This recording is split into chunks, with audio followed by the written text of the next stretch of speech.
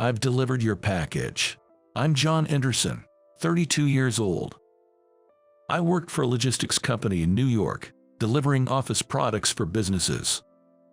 But due to the recession, our client companies struggled financially, and it impacted our company too. Eventually, the company owner, Morgan, who was already elderly, made the tough decision to shut down the business. And I, as an employee, faced the unfortunate situation of losing my job while still young. I was very fortunate that I managed to get a job at a bigger logistics company. There was even an opening at their branch in my hometown. Around the same time, my father fell ill and was hospitalized. Thinking about my mother's burden and being an only child, I had been wondering if my returning home was the best choice for my family. I ended up accepting the position at their branch with this new company, and that gave me an opportunity to start a new life in my hometown. In early October, when it began to get colder, I moved back to my hometown with loads of luggage. My new company was a major firm, a famous enterprise with many branches. It was quite a change for me as the company I previously worked for in New York was a lot smaller one with only 100 employees. The night before my first day at work, I got so nervous I couldn't sleep. Then came the first day with the new company. During the morning assembly, Edward, the branch manager, briefly introduced me to everyone at present and also asked me to say a few words. Nervously, I stood in front of everyone. Good morning. My name is John, and I have joined the company as a mid-career employee, effective October 15. I hope to become a valuable member of the team as soon as possible. But then, I froze when I saw something. To my surprise, among the employees was my former classmate, David Smith. I was momentarily shaken. However, I managed to keep a smile and to finish my speech. I'll do my best to become a valuable member as soon as possible, and I am looking forward to working with you. As I was about to leave after my speech, I had a quick glance at him. David gave me a sly smile. It sent a chill down my spine, and I had to leave the room in a hurry. David Smith, the man I struggled to deal with in my entire life.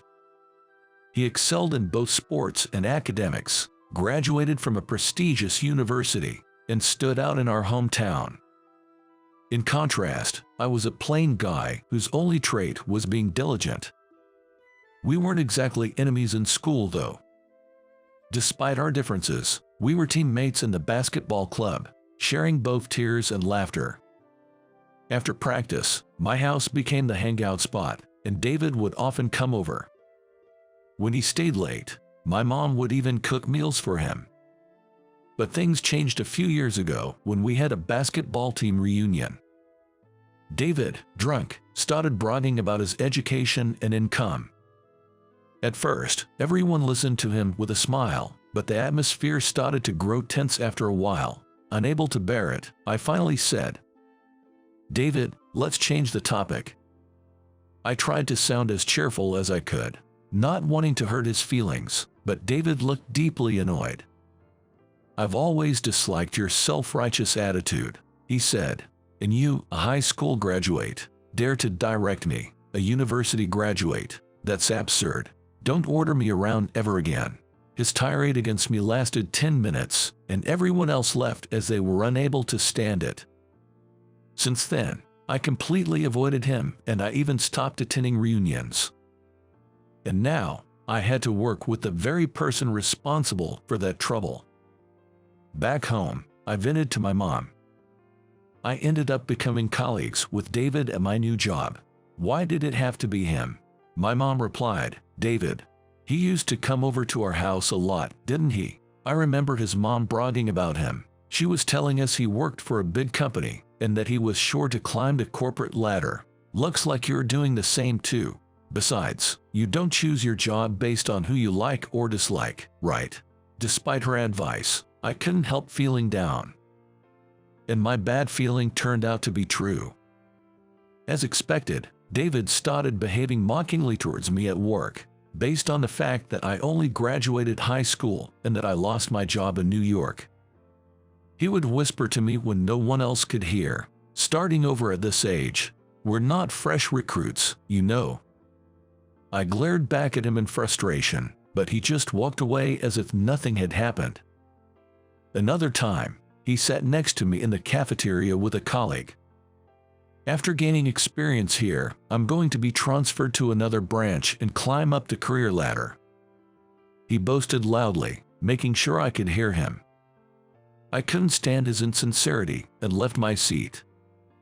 And when I was nervous doing my first tasks, in front of other employees, he taunted, "Can't you even do that? Oh, right, you used to work only at a small company, where you never had to do such advanced work.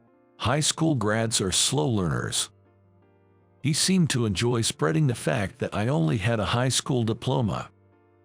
Gradually, I started to dread going to work. But with my inherent persistence and seriousness, I clung desperately to my seniors so as to learn the job. I struggled initially with unfamiliar tools and systems and needed to be taught by my seniors. Of course, there were also many tasks I had to learn from David. So, no matter how unreasonable he was to me, I never lost my temper in front of him. Fortunately, since I was in the same industry as my previous job, I understood most of the work and learned very quickly. Enduring David's sarcasm, I gradually got used to the job and was able to handle most tasks within a few months. 6 months had passed since I started working for the company. A trouble occurred. A whole truckload worth of packages wasn't handed over to the driver, and we couldn't deliver hundreds of items that day. We received complaint calls all day, and we spent the entire day dealing with them. Edward and other superiors were furious. They were wondering who made such a mistake. That was when I found a note near the phone. "November 3, Truck 3, please arrange driver. From the office, David." The scribbled note was clearly in David's handwriting.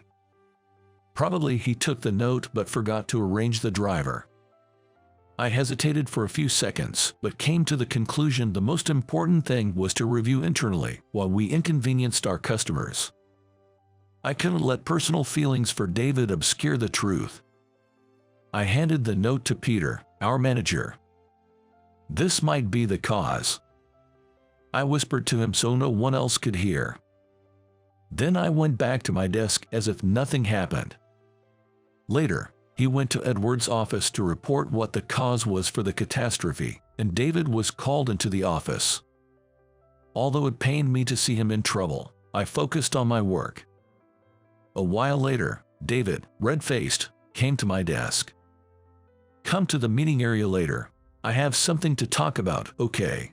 he said menacingly, then stomped back to his seat. His attitude made it obvious to everyone in the office who was responsible for the mistake. I knew he was probably just going to lash out at me in his frustration. I had no confidence in facing his tirade face to face. But at the same time, I wanted to know why he disliked me so much. If someone else had reported it, he wouldn't have been this angry.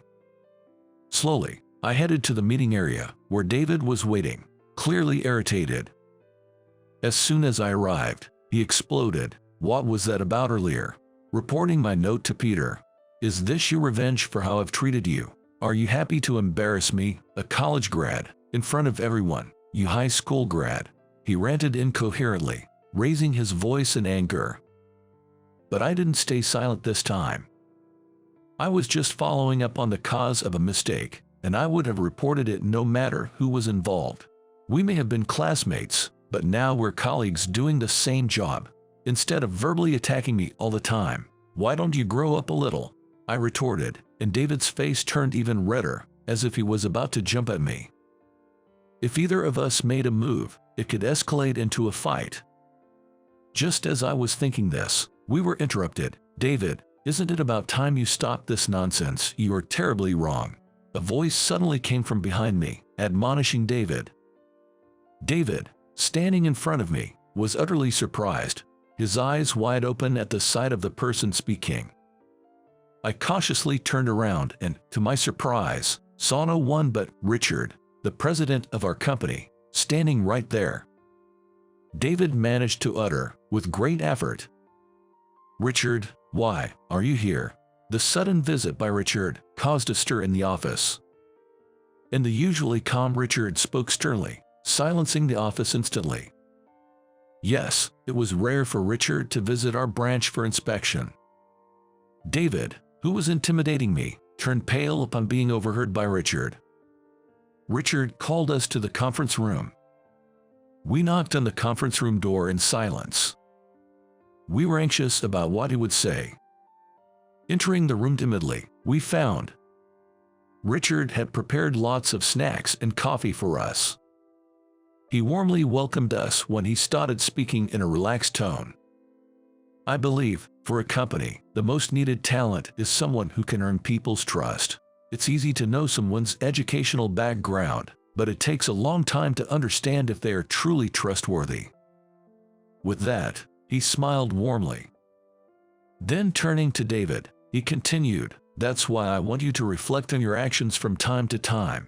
Think calmly whether your actions are earning you trust from others." And about hiring John, you see, he had the utmost trust of my good friend Morgan. Yes, he was the president of the company John previously worked for. In other words, John is here because his 10 years of hard work were properly recognized. Richard spoke on behalf of Morgan. My previous workplace wasn't like the current company, lacking even cleaning staff. So, I used to be the first to arrive at the office, cleaning and wiping everyone's desks. I was diligent and even took on the tedious tasks that veterans disliked. I was also a truly dependable person, well-liked by both superiors and juniors. That's why I value John's 10 years of steady efforts. It has nothing to do with his educational background. Richard explained. I was holding back tears, deeply moved. Morgan had arranged my job transfer without my knowledge and had reported my work performance to Richard. I was touched by Morgan's kindness. And I was deeply happy that my modest and serious nature was valued so highly at the company. Meanwhile, David remained silent, still keeping his head down. It seemed Richard's words had hit him hard. Probably his criticism of my education was already an issue in the company. Richard had kept silent out of kindness, but David must have realized the gravity of the situation. After we left the conference room, David hesitantly said, "Can we go to the rooftop and talk?" I nodded silently and followed him. Upon reaching the rooftop, "I'm sorry for the disrespectful way I've treated you until now," David said and apologized profusely. "It's okay. Lift your head." I sincerely told him, but he insisted, "No, it's not okay. This isn't just about what happened today. Actually, I've been jealous of you since our school days," David confessed. Then he started talking honestly about his feelings. Despite being seen as a man who could do anything, he admitted that was far from the truth. His parents had a bad relationship, and his mother was obsessed with academic achievement. He grew up constantly scolded by his parents, both of whom worked. David reflected back. "That's why I always envied you during our school days. You had a mom, always smiling unconditionally, and the warm meals at your place." Raised in a very stern environment, which could be considered as educational abuse, David barely made it into his first choice university, only to burn out completely. He somewhat safely landed a job at a major corporation, but without any enthusiasm or hope for the future. At a reunion, hearing about how passionately I was immersed in my work really irked him. "I felt like I had no purpose in life, but you had dreams and goals. That made me jealous, and I started bragging about the one thing I could beat you at. Yes, my education. I'm such a petty man," David admitted and then fell silent. He looked like he was holding back tears. Hearing that, I also opened up. "I was always envious of you too. I really wanted to go to college and be like you, wealthy, smart, and cool. But I couldn't become someone that I am not, so I just tried to give my 100% in everything I do. We shared our honest feelings, and we unexpectedly found ourselves laughing together. That's right, if you keep on looking at people who seem to be doing better than you do, there is no end, and the grass is always greener on the other side. All we can do is try our best with what we have. After our confrontation, David gradually changed his work attitude. He lost his careless manner, bragged less, and eventually became a respected figure at work. He was always a smart man who was good at his job. He rapidly rose in the company and, a few years later, got promoted to the headquarters. I was genuinely happy for his success. By that time, David and I had mended our relationship to the point where we'd go out for drinks together. While celebrating his promotion, David, laughing, started saying, "Now that I can talk about it, it's because of you that I was able to succeed like this. Seeing how well regarded your work was motivated me to get serious." He shared this unexpected revelation. Apparently, our colleagues had been praising my work ethic. I was known for excellent communication skills and also for not repeating the same mistakes and being consistently respectful to everyone. I was being considered as a person of integrity. Hearing this, David had reflected on his own approach to work.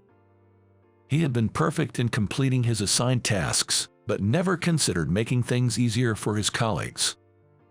I was always self-centered. I learned to be considerate towards others, and that was because of you. I guess I had a narrow view of life.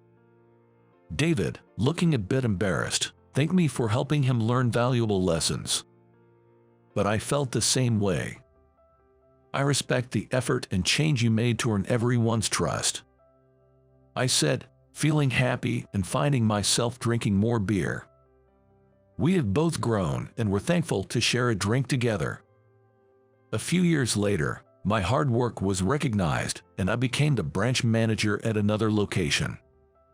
Now I'm leading dozens of employees and working hard every day. My father's health improved, and he's now actively working again. The new workplace is just a 2-hour drive from my parents' house, so it suits me fine at this moment. Within the last few years, I also found a reliable partner, and we just had a loving son. From now on, we will be living as a family of 3. All right, I'm going. Have a good day. I will see you later. I ask myself every morning before going to work, have I earned the trust of those I work with? Remembering Richard's words, I step forward brightly into each new day at my new workplace.